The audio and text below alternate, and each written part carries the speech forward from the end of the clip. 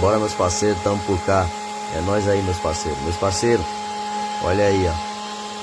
Primeiro enchimento da PR900WG2 5.5 com o compressor da NUOGE.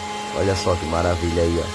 Olha só como é que a PR ficou bem enchidinha aí, com 20 bar de pressão corretamente aí, do jeito que os protocolos mandam, com o nosso compressor aí, a primeira recarga com esse compressor da NUOGE, da PR900WG2.